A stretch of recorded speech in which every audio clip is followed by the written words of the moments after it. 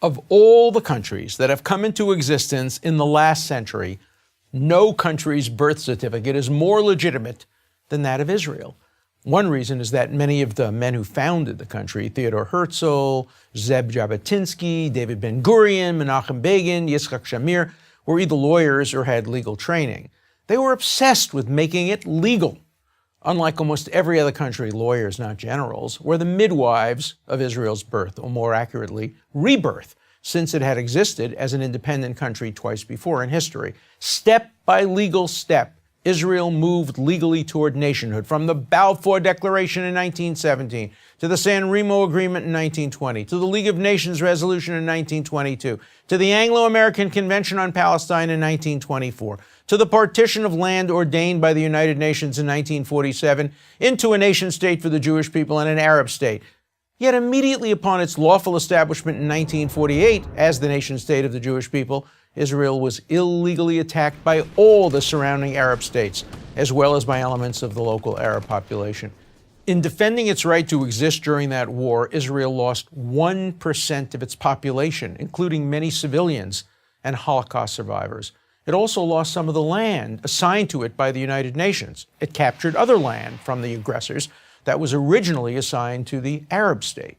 The end result of that war against Israel was an armistice line that prevailed until 1967, when Israel was once again attacked by Jordan during Israel's war with Egypt and Syria.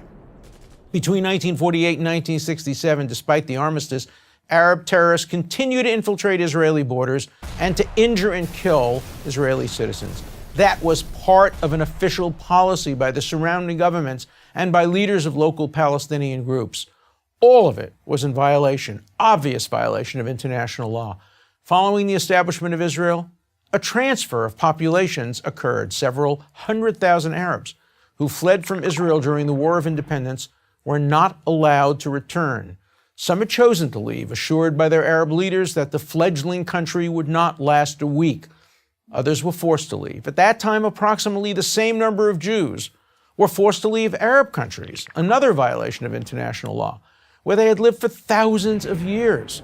The difference was that Arab countries kept the Arabs who left Israel in refugee camps, where many of them still live more than half a century after leaving Israel. And Israel, on the other hand, fully integrated all the Jewish refugees from Arab countries into Israeli society, where many of their descendants now serve in the highest positions of Israeli life.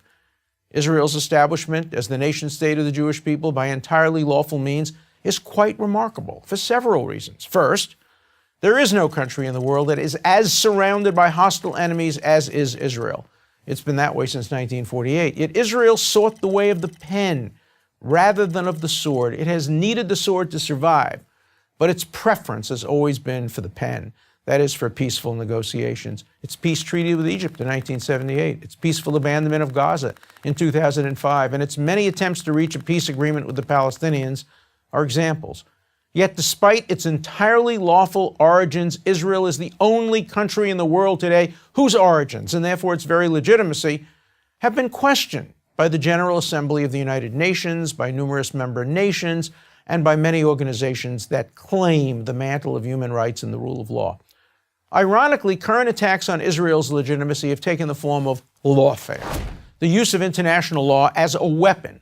Any fair tribunal that judged Israel by universal standards would reject such attacks out of hand. But alas, international courts, like the UN itself, have been packed by those bitterly antagonistic to the nation-state of the Jewish people. For example, the misnamed International Court of Justice refuses to acknowledge that Israel, a country that deals with terror attacks and the threats of terror attacks on a regular basis, has any special security needs. As I've demonstrated, this phenomenon, questioning the very right of Israel to exist as the nation-state of the Jewish people, cannot be explained on legal grounds or on any other rational basis for that matter. So then, how can this worldwide attack on Israel alone be explained? In only one way. It is pure bigotry. And there's a word for this bigotry: anti-Semitism. If you have a better explanation for why the one country in the world whose right to exist is denied is also the one country that is the nation-state of the Jewish people, I ask you, what is it? I'm Alan Dershowitz, professor of law at Harvard University for Prager University. Join Prager University. Click here to subscribe to our YouTube channel. Click here to sign up for free at prageru.com for quizzes, contests, and prizes.